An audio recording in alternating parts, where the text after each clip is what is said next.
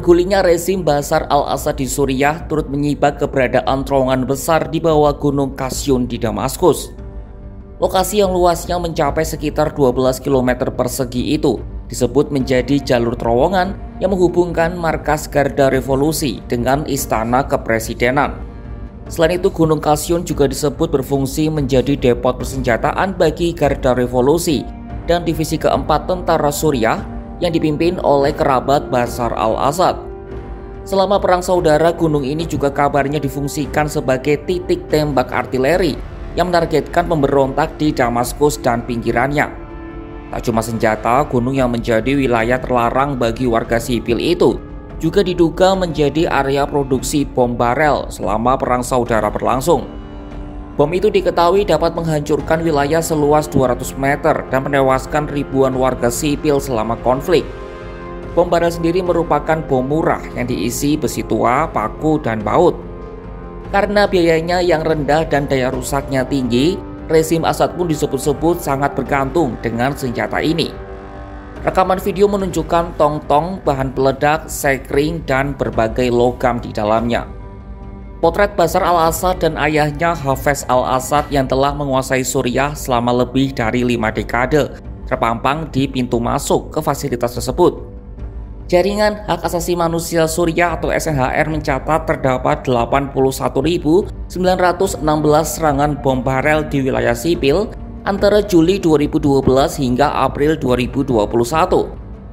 Ribuan serangan tersebut menyebabkan lebih dari 11.000 kematian, termasuk diantaranya 1.821 anak-anak dan 1.780 perempuan. Damaskus, Aleppo, Daraa, dan Idlib menjadi provinsi yang paling banyak jadi sasaran, dengan jumlah korban terbanyak berada di Aleppo. Setelah Assad digulingkan, Gunung Qasyun menjadi salah satu tempat pertama yang diduduki oleh anggota Hayat Tahrir al-Sham atau HTS. Cuma itu, mereka juga mengklaim telah menguasai markas brigade di seluruh wilayah Suriah. Alhamdulillah Rabbil Alamin, تم تأمين المكان بكل اللواء وبكل سوريا الحمد لله رب العالمين، وإدارة العمليات العسكرية فرض سيطرتها على أجواء سوريا الحمد لله رب العالمين. Penguasaan tempat itu menjadi penting mengingat Israel menargetkan lokasi militer dan depot senjata di berbagai wilayah Damaskus.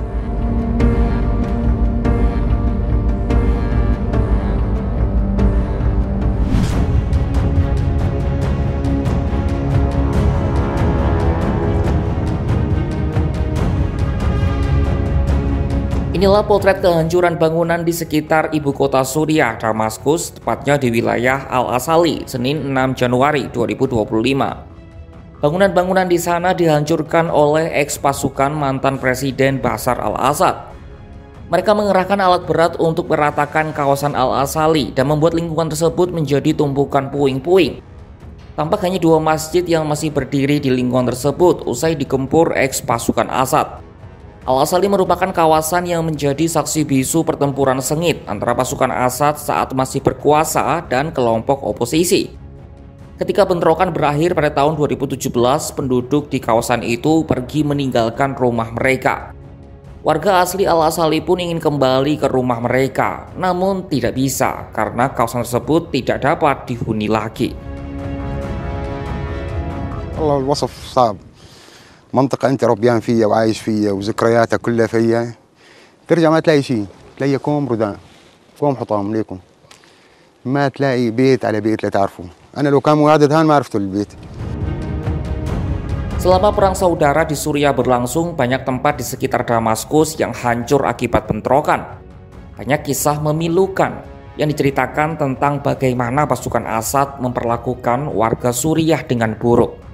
Warga asli Al-Asali, Saber Kadri, mengatakan pasukan Assad pernah mencoba membunuh warga Suriah yang berani masuk ke kawasan Al-Asali. Katanya pasukan Assad dibekali senjata senapan mesin Rusia selama bertugas. Jika ada warga yang melawan pasukan Assad, mereka akan dimasukkan ke dalam bagasi untuk dibawa pergi ke suatu tempat hingga tidak seorang pun dapat mengetahui nasibnya. وبلا مهدات وما يخلونا ندخل، يجي ما ندخل يقتلونا، يقول ممنوع ممنوع يفوتوا لهون يقتلونا، يجوا علينا بالبواريد بالروسيات بالدوشكايات. إذا واحد يحكي دغري يحطوه بالطبون يروح ياخذوه، ما عاد حدا يعرف وينه، ما حدا يعرف وين أثره، وين يروح وين يجي ما حدا يعرف. Perang saudara di Suriah diperkirakan menewaskan 1,5 juta orang dan 6,8 juta warga Suriah telah meninggalkan negaranya.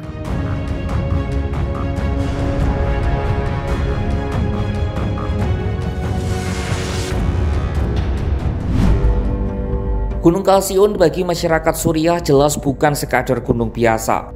Gunung itu menjadi tempat diproduksinya bom yang merenggut belasan ribu nyawa. Kini dengan tergulingnya rezim Assad, pasukan HTS seolah dapat harta karun dengan menguasai tempat itu. Apalagi mereka juga dihantui serangan Israel yang gencar mengincar depot militer peninggalan rezim Assad.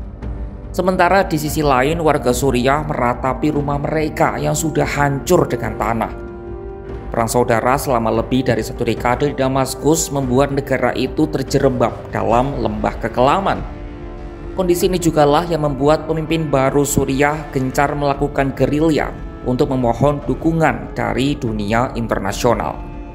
Saksikan perkembangan di Suriah hanya di kanal YouTube Kompas.com.